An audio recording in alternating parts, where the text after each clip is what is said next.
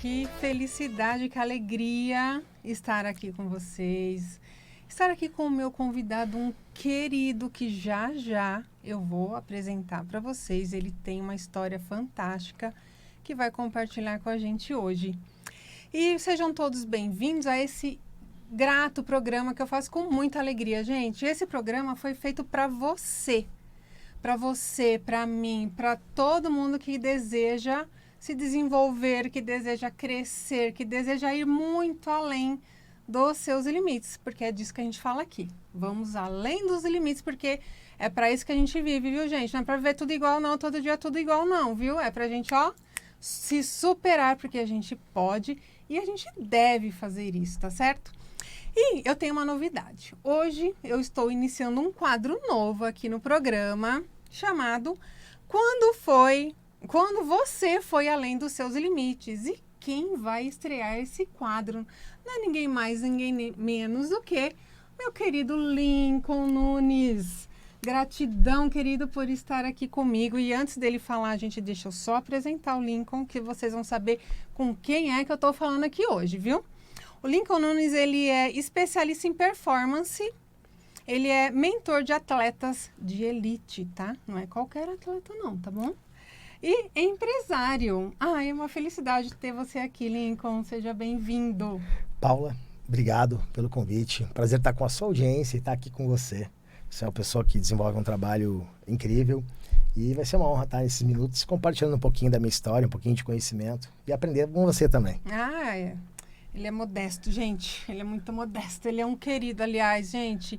Então, olha, pra gente começar assim, muito, muito bem esse programa, eu vou começar já com a pergunta fatídica aqui.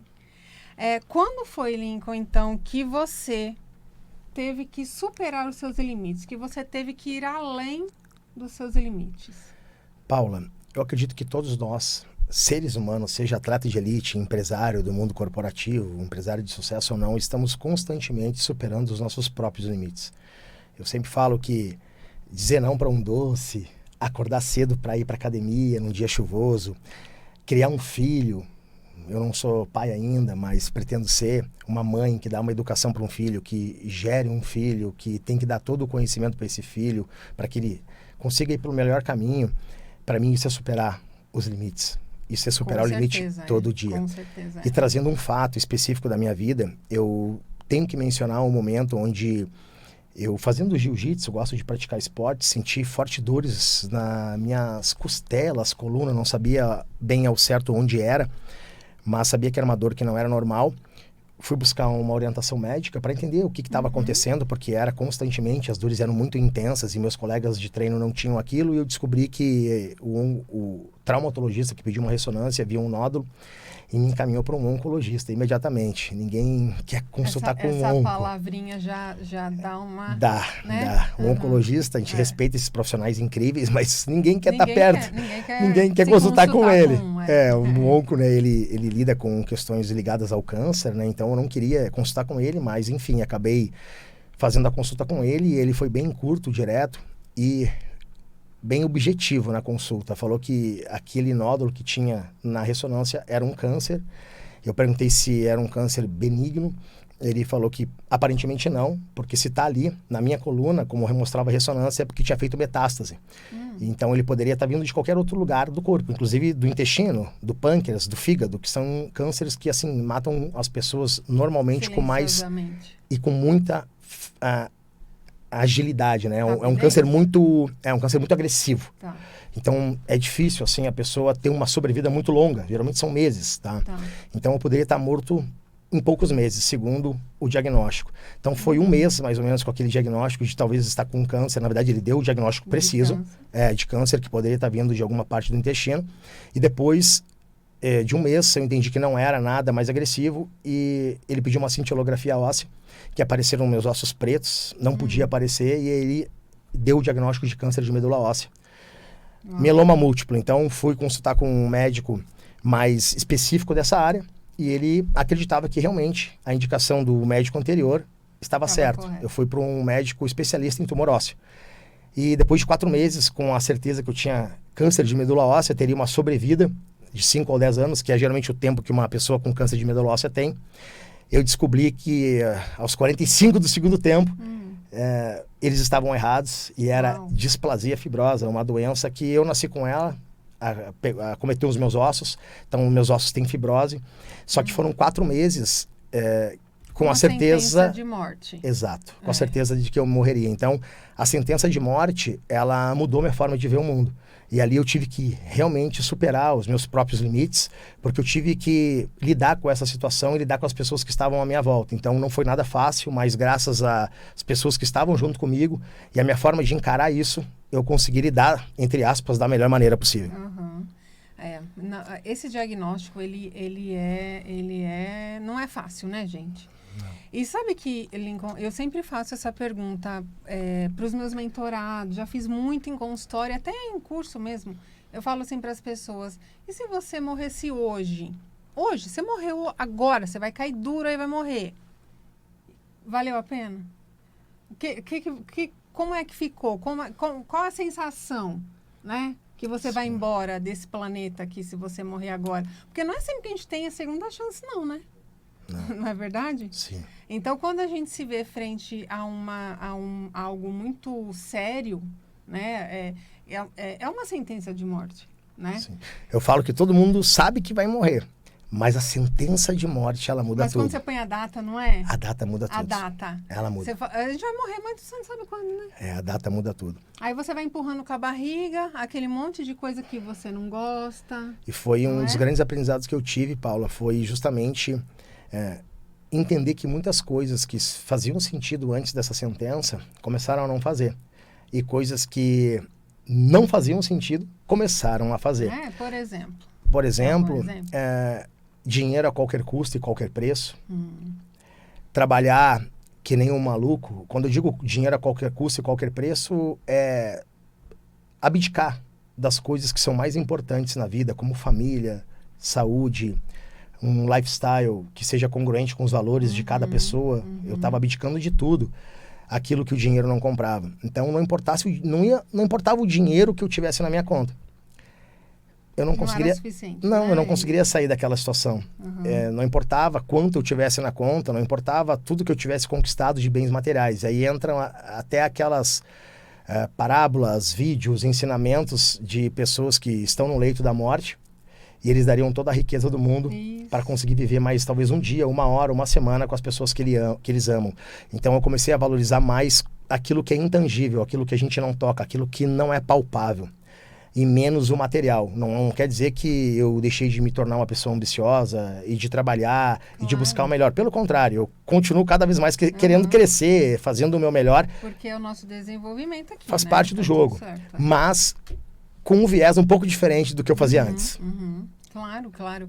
E, inclusive, gente, para quem acompanha o programa e quem está chegando agora, nós estamos aqui com Lincoln Nunes falando sobre superação.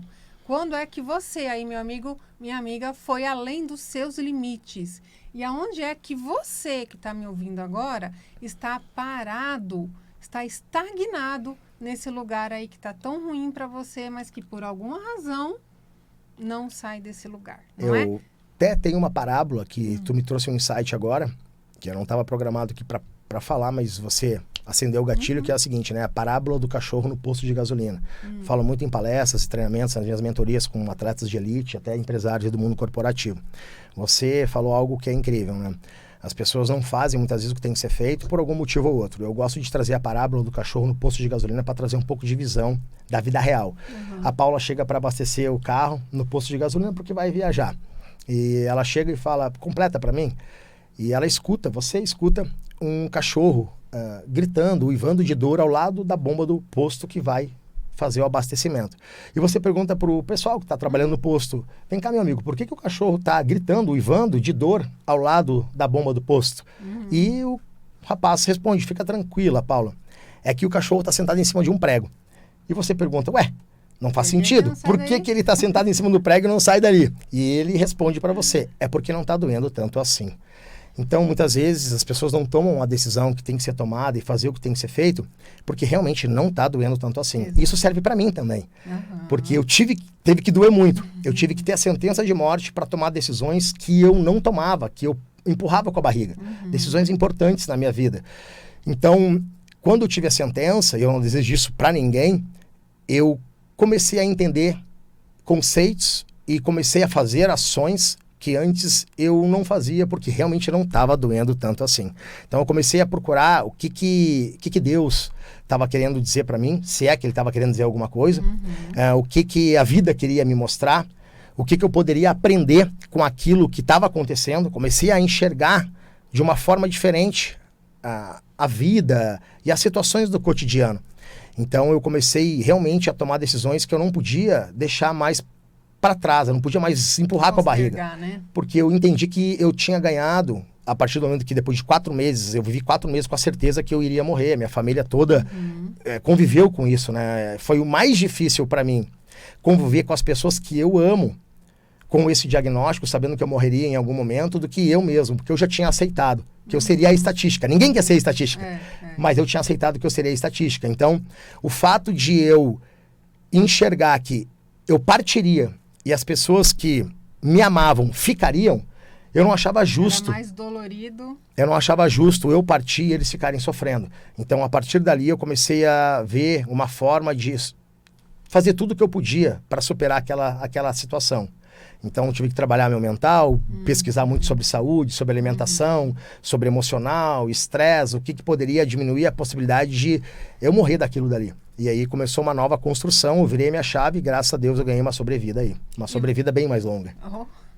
E você acha que você é outra pessoa hoje? Tenho certeza. Absoluta.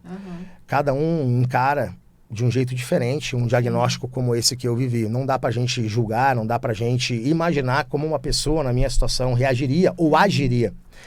Eu simplesmente consegui canalizar a energia daquela situação e levar ela pro melhor, para algo que realmente me fazia crescer e não me colocava ainda mais para dentro do buraco. Mas é óbvio que isso aconteceu porque não dá para eu negar, não dá para eu omitir essa informação. Porque eu tinha pessoas muito especiais do meu lado.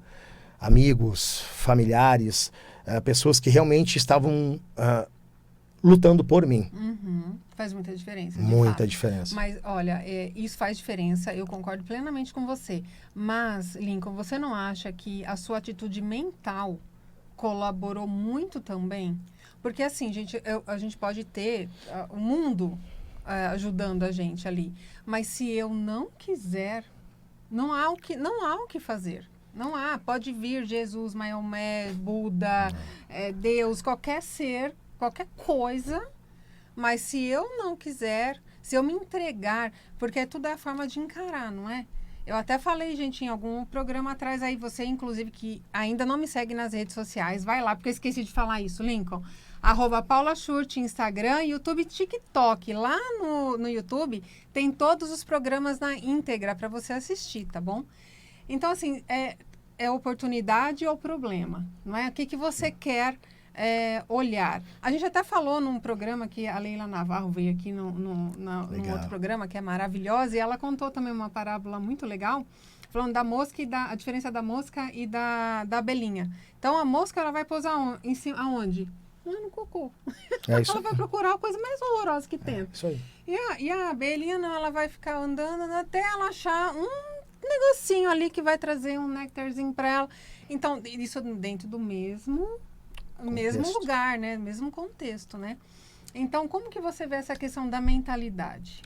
Olha, Paula, hoje não é eu que estou dizendo. Isso são instituições como Harvard, Yale, Stanford. Neurociência, né? A neurociência tem artigos hoje infinitos sobre o quanto que o emocional, o mental, ele influencia não só na nossa tomada de decisão, tomarmos decisões mais inteligentes, mais coerentes, com base na razão, no que é melhor pra gente, assim como também está ligado a mais sucesso, a mais felicidade, a mais crescimento em qualquer área da vida, mais produtividade. Então isso é cientificamente comprovado, não é eu que estou falando aqui.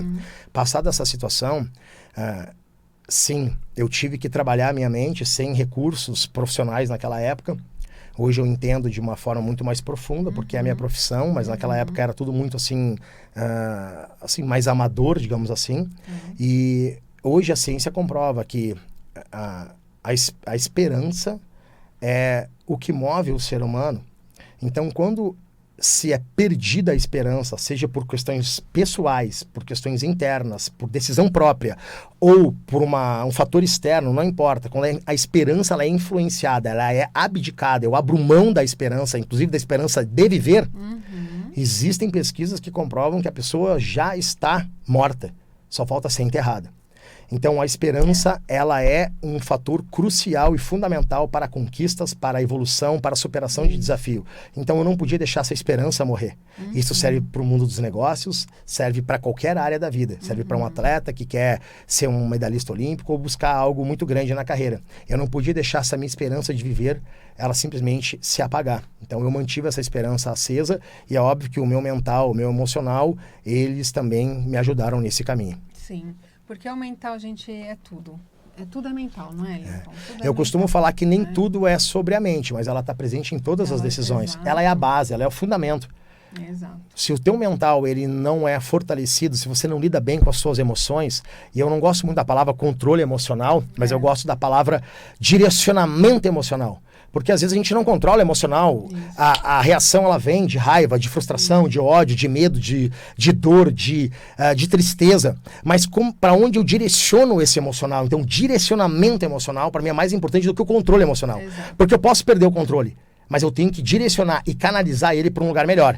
Então, o direcionamento, a consciência e o direcionamento emocional é mais importante do que o próprio controle, na minha opinião. Com certeza.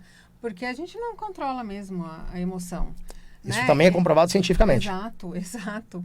E você aprender a direcionar ou gerenciar ou administrar a sua emoção e o seu pensamento é fundamental para salvar a sua vida. Pode. Não é verdade? Literalmente. Sim. Porque numa situação dessa, por exemplo, né, a gente já viu aí, por exemplo, o pessoal que atua em atrizes tal, que saem do papel doentes. Sim. Né? Por quê? Porque a mente, gente, você diz para ela, eu encarnei aqui um personagem e esse personagem é doente. Sim.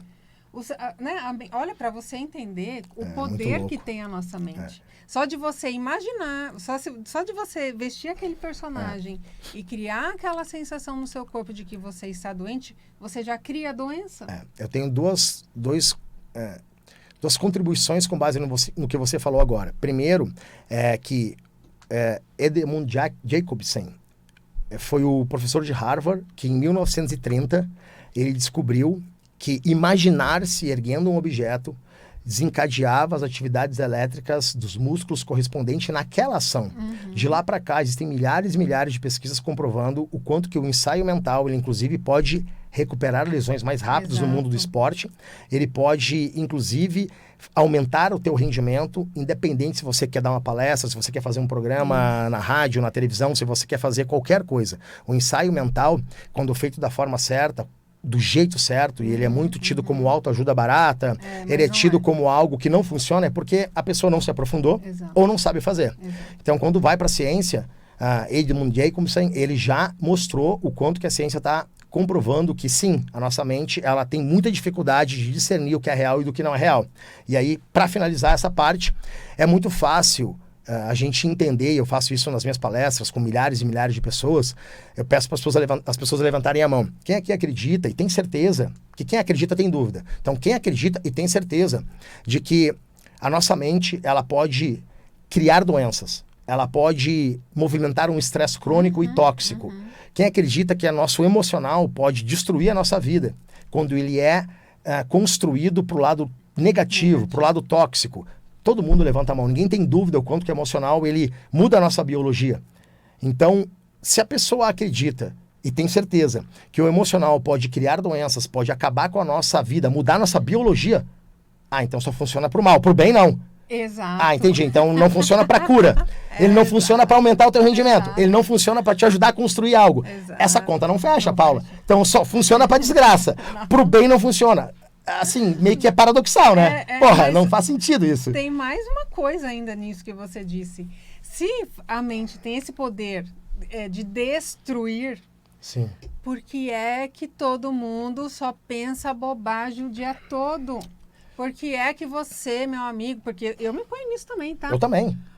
É um desafio diário. A gente reclama, a gente não gosta. Muitas vezes tá na ingratidão. Olha só pro que é ruim, olha pro que não gosta, olha pro problema. Valoriza aquilo que não faz sentido. Exato. E continua na mesma situação, não muda, não abre mão, não desapega. Então, olha como a gente se sabota. Muito. Mesmo a gente sabendo que a mente faz tudo isso, a gente continua fazendo. E por que a gente não usa todo esse poder que nós temos aqui dentro? Você não precisa de ninguém para mudar. Não. Tá aqui dentro, não é? Inclusive... Estava dentro de você? Inclusive, nem você, nem eu, nem Einstein, nem ninguém, nem o maior, melhor cientista ou profissional do mundo consegue mudar quem não deseja, quem não quer. Exato. Primeiro, o pilar para a mudança é a consciência. O segundo é o desejo ardente de mudança. Exato. Se você não quiser mudar, não importa o que eu te entregue, não importa o que eu fale, não importa a ferramenta, não importa o meu currículo. Até a consciência não importa se eu não quiser. Não. Porque eu posso até ter consciência. Eu tenho um problema grave, eu faço isso aqui errado todo dia. Mas eu não quero, não. E tá tudo bem, é uma decisão. A vida, ela é dual, ela vai e volta, não é uma via de uma única. Exato. E se você tá hoje colhendo os frutos da vida que você tem, quem sou eu para dizer que você tem que fazer diferente? Eu não tenho como optar nisso. Você tem que entender o que faz sentido e o que não faz. Eu acho que a gente tem que começar a aprender de fato e tirar as crendices, porque tem muita crendice no meio dessa história aí.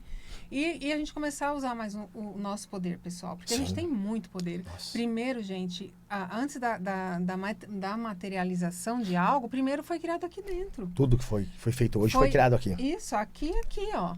Depois que passou por este canal, ele vai se manifestar na nossa vida, não é? E a gente precisa começar a usar isso a nosso favor, não é? Exato. Querido, me fala, a gente já está indo para o final do programa. Passou rápido, isso não hein? é muito rápido? Nossa. É rápido demais, gente. Mas foi 1 minuto. Não é? Quando começa a ficar bom, acaba. Eu sempre digo isso. E outra coisa, gostinho de quero mais. Dar microfone na mão de palestrante é um problema. Não é? Não para mais, né? Os dois não param de falar. Mas, querido, pensando em deixar alguma dica, alguma mensagem aqui para quem está ouvindo a gente hoje. Acho que você deu o start para mim um pouquinho, alguns minutos atrás. Você falou uma palavra que me despertou para eu trazer essa conexão, desapego. Eu vou trazer aqui uma citação de uma mestra budista chamada Pema Chodron. Ela fala o seguinte: o desapego é o portal para um verdadeiro despertar. Apenas à medida que a gente se expõe à aniquilação é que a gente encontra o indestrutível que há em nós. Existe uma citação de um sócio, um parceiro meu, que é o Edson, que ele fala o seguinte, com base nessa citação da Pema, né? O Edson fala: como é que você quer ir para um próximo nível, subir o nível, se você está apegado a esse nível atual? Então, acho que a pessoa se desapegar, inclusive do seu próprio nível, vai fazer uma ponte para ela acessar um próximo nível. Então, ela se desapegar de crenças, dogmas, paradigmas que impedem ela de crescer, vai ser fundamental. O despertar é um portal para o verdadeiro despertar. Apenas à medida que a gente se expõe à aniquilação, que a gente encontra um indestrutível que há em nós. Confirmando e continuando, muitas vezes a gente pensa que o que acontece a nós é a mim. Mas, na verdade, é para mim. Exato. É para eu crescer, para eu evoluir. Então, se você está numa situação difícil hoje, o que você pode aprender com ela? O que a vida, Deus, o universo, seja lá o que você acredita, está querendo dizer, o que você pode aprender com isso. Então eu acredito que as pessoas precisam entender mais sobre o desapego, que é difícil, é profundo isso, mas desapegar de verdades e crenças que hoje trouxeram ela até aqui, mas ela vai precisar mudar a forma de pensar, tem que desapegar de quem ela era para subir para o outro nível. E entender que se hoje a pessoa está passando por alguma dificuldade, algum desafio, é que talvez ela precise ser exposta à aniquilação para que ela possa ser reconstruída de uma outra forma e melhor e possa avançar na vida. Exato. E, gente, perfeito o que o Lincoln falou, mas veja bem, você não precisa sofrer para isso. Não. A gente não precisa ter uma doença, a gente não precisa quebrar como aconteceu comigo. E nem ter a síndrome do guerreiro. Ah, tá tudo dando certo, eu tenho que sofrer para crescer. Não tem nada a ver com síndrome do guerreiro. Não mesmo. Porque senão você vai ficar sempre nesse ciclo. Tudo tem que ser sofrido, difícil, custoso. E não tem que ser assim. A gente só tem que ir no flow. solta o medo, solta, não é? O medo Isso. é a nossa maior barreira aqui. Então, essa é a mensagem. Perfeito. Desapegue, siga a sua intuição, siga o seu coração, porque o coração nunca engana, não é mesmo? E se hoje a situação está difícil, se ela está literalmente despedaçada em termos emocionais, em termos financeiros, que ela possa se reconstruir. Que ela possa voltar melhor. Porque às vezes é exatamente isso que ela precisa, mas que ela não entenda que realmente isso aí tem que ser repetitivo para a vida inteira. Não precisa repetir negatividade, viu, pessoal? Não. Gratidão, Lincoln. Eu que agradeço, obrigada, querida. Deixa rapidinho agora seus contatos pro pessoal. Claro, é @Lincoln com LNN no final. Só isso no Instagram. Isso aí, gente. Espero que tenham gostado. Vamos convidar o Lincoln de novo? Manda lá pra mim, manda nas redes sociais, escreve lá, quero o Lincoln de novo, que a gente convida ele de novo, tá bom? Valeu. Beijo, gente. Até a próxima. Tchau.